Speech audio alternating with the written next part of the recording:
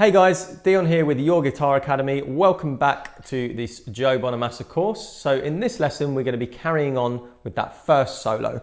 So this section actually features box number 1 and the upper part of box number 2 of our pentatonic scales. And we're going to talk about how you can kind of interchange the two in the context of a solo. So grab your guitars and let's get going.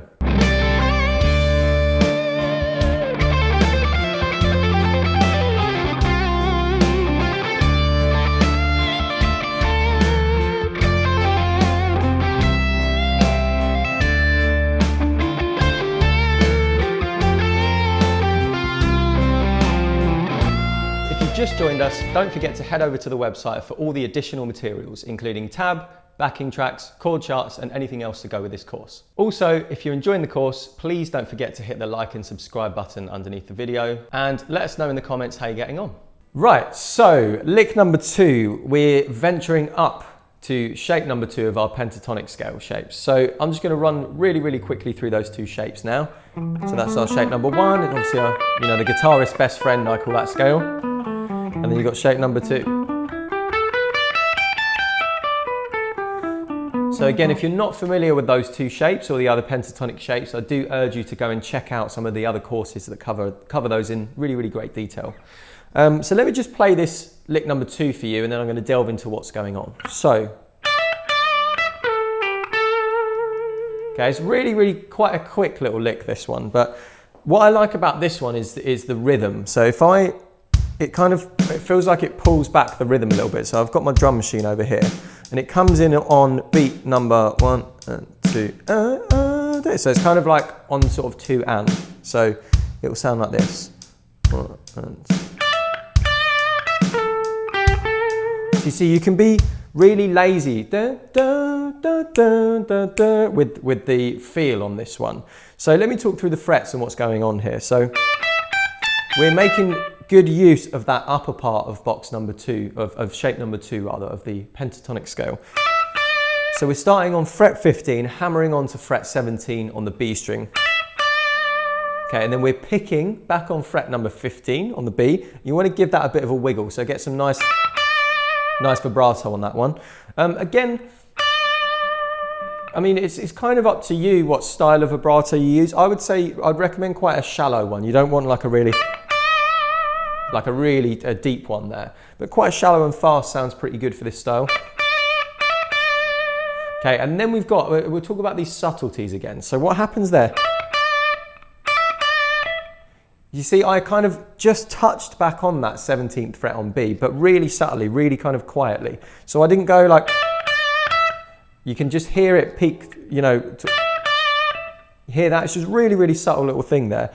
And that can either be picked or you can just hammer onto it. So probably in the context of the solo at full speed, I would be inclined to hammer onto that personally, but that's just because I quite enjoy, and I find I can get good fluidity from using a lot of hammer-ons and pull-offs.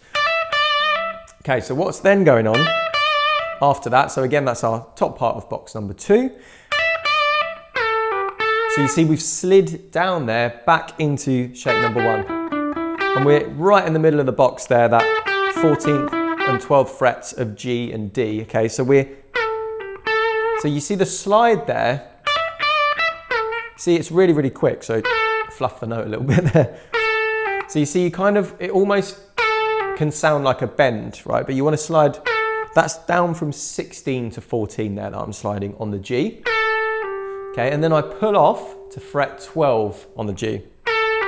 And you see, as a result of that note again is a bit more subtle. So it's not really loud. You pull off and the note just sort of sits back a tiny little bit in volume. And then we finish back on the 14th fret of G with a nice bit of vibrato. So once again, you hear that, kind of quite a cool sound, really quickly sliding down there. And then you just, as I said, let the note sit and give it a bit of a wiggle for the vibrato. So let me just play it a couple more times in the context of the drum beat. 1 and 2. Okay, so you see I was being really dynamic there, making sure that I'm picking some stuff loud and soft once more.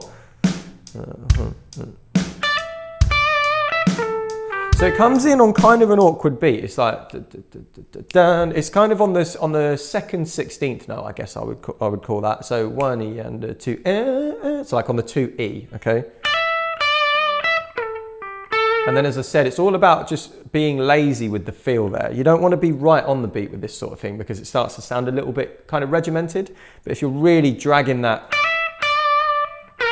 oh, you know, pull the beat back a little bit and it sounds really, really good. So yeah, as I said, this is a great way to, you know, mix up your first two pentatonic shapes together, starting off in number 2 and moving down to number 1. And that little slide there is what acts as the bridge between those two shapes, okay? Okay, so let's put together what we've learnt so far with lick 1 and 2 in the context of the drums and see how they sound. So again, I'm working at 70 BPM here, nice and slow. I think the original tempo is about 125, so this is a good starting point for learning these licks. So let's dive straight in. So remember lick number 1.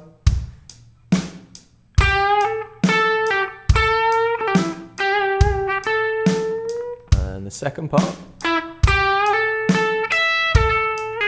and now here comes number 2. Okay, so you hear that, it's easy for that to kind of catch you off guard a little bit because it does fall on that strange beat, but just listen to it in the context of lick 1 once more. So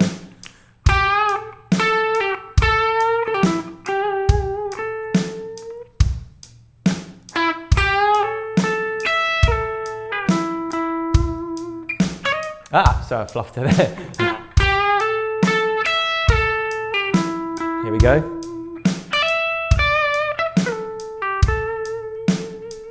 So there we go, that's licks 1 and 2 bolted together. Thanks so much for watching this course. If you're enjoying, please don't forget to let us know in the comments section. If you want to move on to the next section of the course, click here. And if you want to start from the beginning, click here.